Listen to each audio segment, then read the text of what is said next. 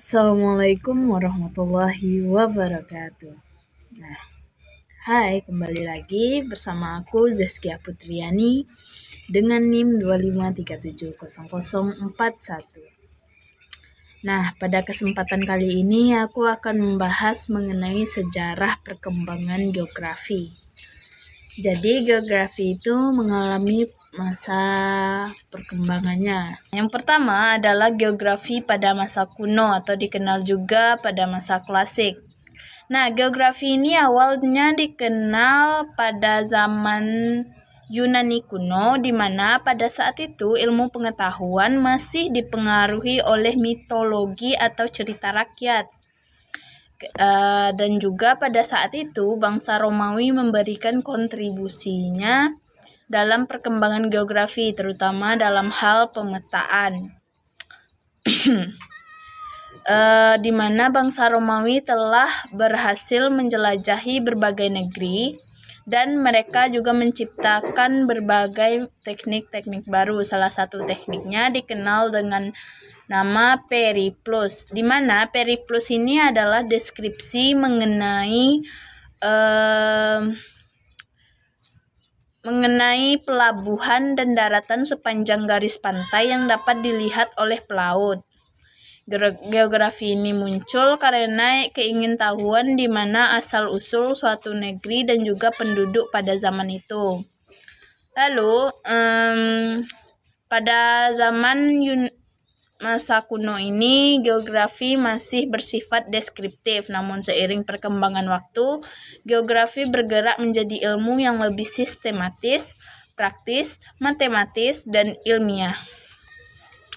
Terdapat 3 tokoh penting pada masa ini. Yang pertama adalah Herodotus. Herodotus ini mungkin namanya sudah tidak asing lagi di telinga kita. Herodotus merupakan seorang sejarawan yang berasal dari Yunani. Herodotus juga ikut dikenal dengan nama Bapak Sejarah, di mana ia menulis sejarah dan menulis tentang sejarah dalam karyanya yang berjudul Historia, di mana berisi banyak informasi geografis tentang tempat yang ia kunjungi, di mana Herodotus itu menggambarkan berbagai bangsa, adat istiadat, serta kondisi wilayah yang ia kunjungi. Lalu yang kedua ada Strabo.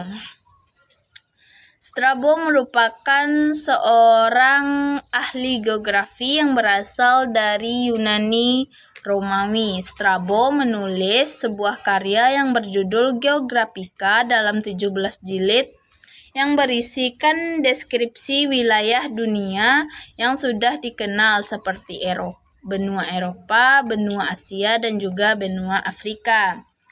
Strabo menekankan bahwa geografi ini memiliki fungsi praktis. Fungsi praktis di mana terutama pada bidang politik dan juga militer. Strabo meyakinkan bahwa ilmu geografi ini sangat berguna bagi penguasa dalam hal mengatur strategi, mengelola wilayah, dan juga dapat memperkuat kekuasaannya.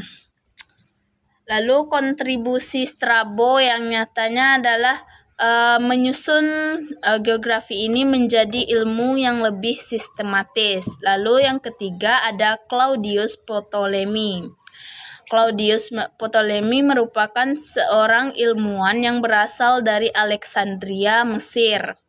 Ia menulis karya yang berjudul Geographia yang berisikan peta dunia dengan sistem koordinat lintang dan juga bujur.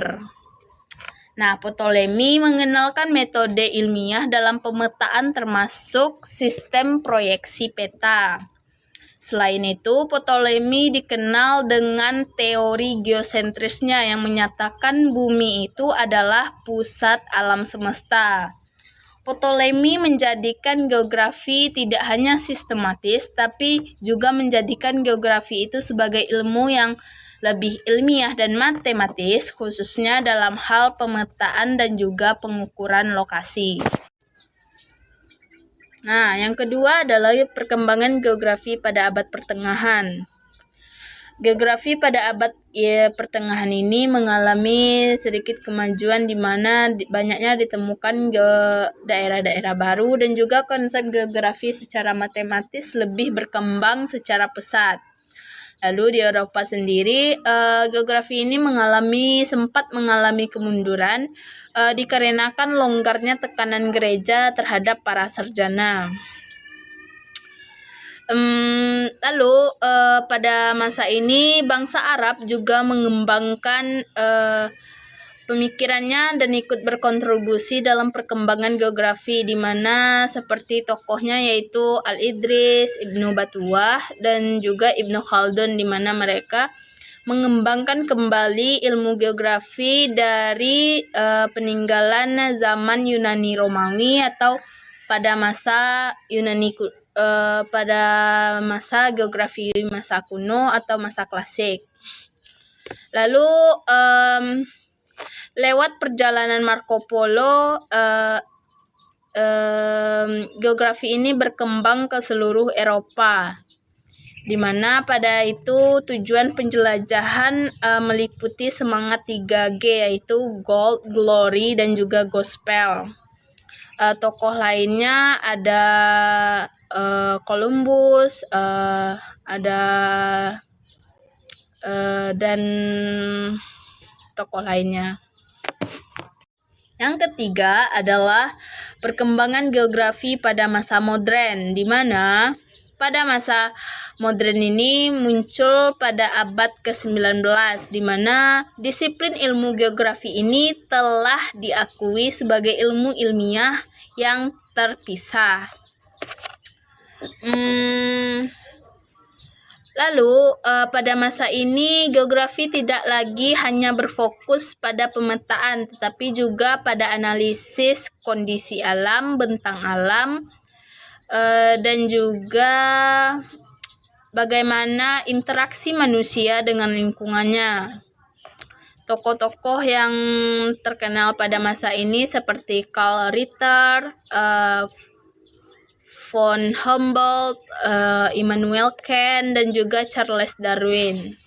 Nah, itu tadi sedikit penjelasan mengenai sejarah perkembangan geografi. Sampai jumpa.